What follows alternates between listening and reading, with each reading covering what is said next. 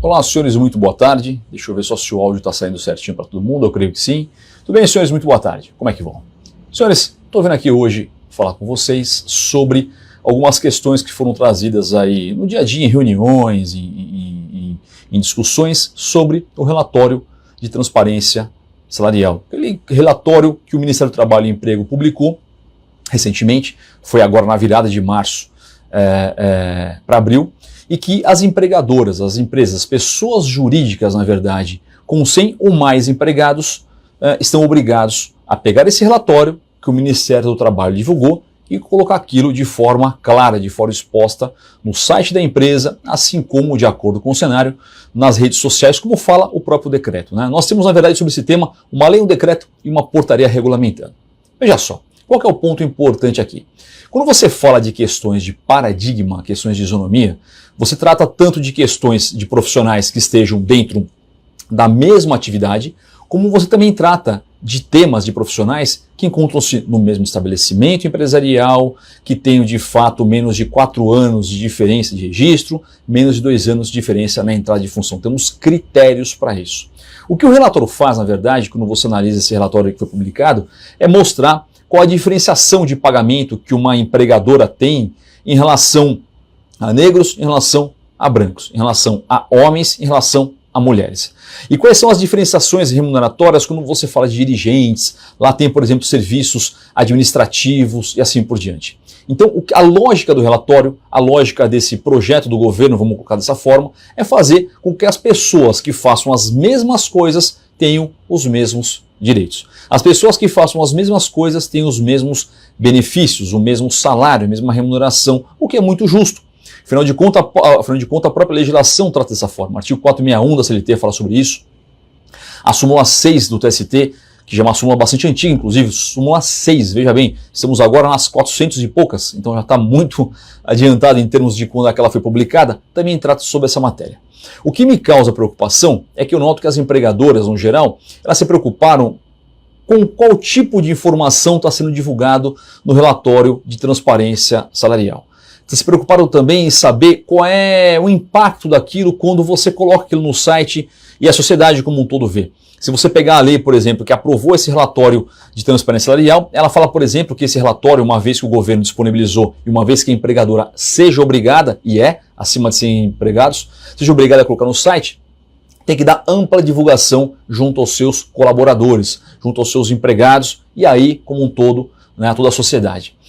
Essas são as preocupações que eu noto departamento pessoal tendo, recursos humanos tendo, o advogado trabalhista que atua para a empresa também, o advogado que faz compliance, ou o profissional numa forma geral que lide com folha de pagamento. Não importa, contabilista, não importa a função.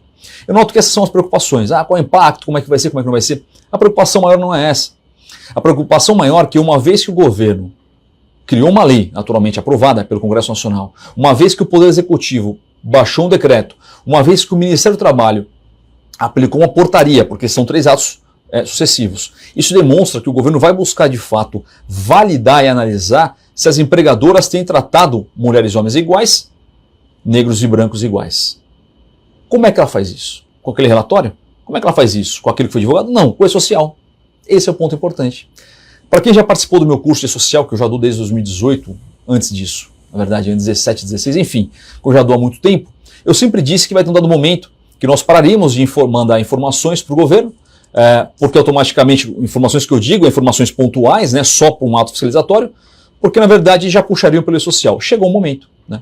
Então agora, através do E-Social, e aí, naturalmente, né, junto com algumas poucas informações que nós mandamos no começo do ano, agora sim o governo consegue passar automaticamente uma peneira, consegue passar um filtro e mandar autos de infrações através de via postal, através, por exemplo, de e-mail ou, naturalmente, pelo DET, que é o Domicílio Eletrônico Trabalhista. Quem não conhece o DET, quem não sabe o que é o DET, recomendo que procure sobre o tema. Logo, logo eu vou publicar um vídeo sobre esse tema também. Mas, enfim, então você vai receber um auto de infração. E com base no quê? Com base nessa mudança de postura, com base nessa mudança de posição que o governo demonstrou, tá? Isso é muito saudável. Realmente, nós temos, infelizmente, não só no Brasil, tá? Isso é mundial. Nós temos uma diferença muito grande com base na cor da pele, com base no sexo, eu diria que até, dependendo do caso, com base na própria sexualidade. Nós temos isso, é uma realidade Brasil. E isso tem que ser de fato contornado. Por conta disso, cabe aqui a minha recomendação. De agora para diante, é importante que as empregadoras, no geral, condomínio, administradoras, empresas privadas no geral, pessoas físicas que empregam, qualquer tipo de empregador, passe a fazer um levantamento da sua folha de pagamento, um levantamento da sua folha de profissionais, de empregados especificamente, para verificar se critérios de isonomia têm sido respeitados. E naturalmente, em especial, se a isonomia se dá entre homens e mulheres. Se você puxar o decreto regulamentar, o decreto, estou lendo aqui, tá? 11.795/2023, 11.795/2023, ele fala inclusive de multas pesadas quando a diferenciação salarial é entre homens e mulheres.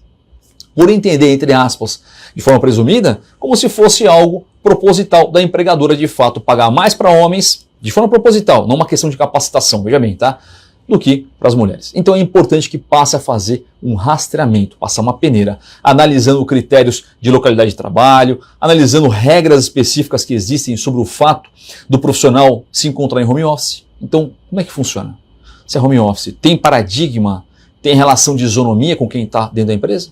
E se for sistema híbrido, tem isonomia em relação a quem está dentro da empresa? Como que se dá isso? Então é importante fazer todo esse levantamento e acreditem, tem uma série de critérios que tem que ser analisados. Historicamente, para quem é da área, eu atuo há 22 anos na área trabalhista.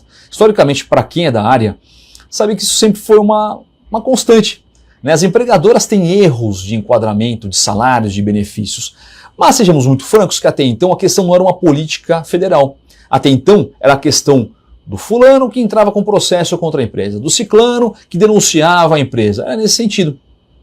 Então o empregador ia lá e apagava o incêndio pontualmente. Agora, por ser algo nacional, a coisa toma um outro caminho. Agora, de fato, a gente tem que entender que o governo, através da automação, que é o e-social, essa é a verdade, ele vai conseguir fazer rastreamento e punir empregadoras que descumpram. Tem uma série de regras no decreto que foi publicado, na lei e na portaria também. Não vou me alongar aqui sobre esse tema, tá? Então, fundamental que vocês voem para fazer isso. Fora da besteira. Besteira porque o relatório já foi publicado, isso foi agora em março, já está no site Tomaram Ciência.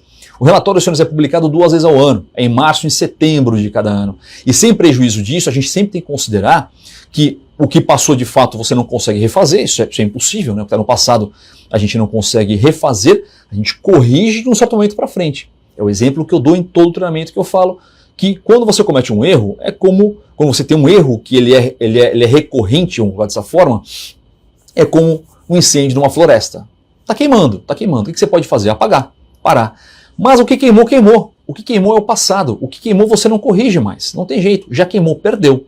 Você pode corrigir daqui para frente. É isso que todos os profissionais de RH, DP, advogados, como eu falei, contabilistas, consultores, quem atua com mão de obra no geral, tem que fazer. É necessário. Eu diria até que não tem muita margem de escolha. Tem que ser feito isso, tá?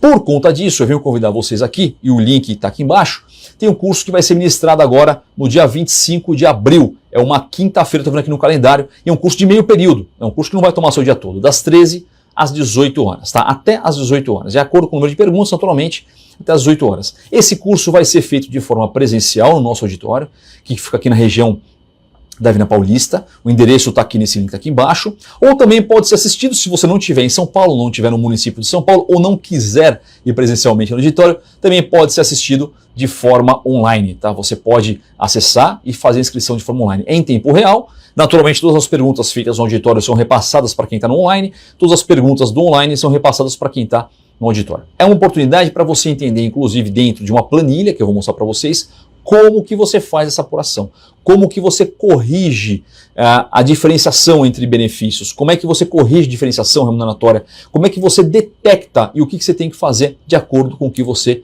detectou. Perfeito, senhores? É bem importante que vocês voem para fazer isso, daí porque eu lancei esse curso para para colocar todos vocês em dia com esse tipo de obrigação. Tá ok, senhores? Qualquer dúvida, por favor, deixem aqui embaixo, tem uns comentários aqui do vídeo, tá? Você pode deixar. Se não responder um ato, minha equipe me avisa e eu já respondo em ato seguinte, mas não deixem de colocar suas dúvidas aqui embaixo. Tá bom, senhores? Um forte abraço.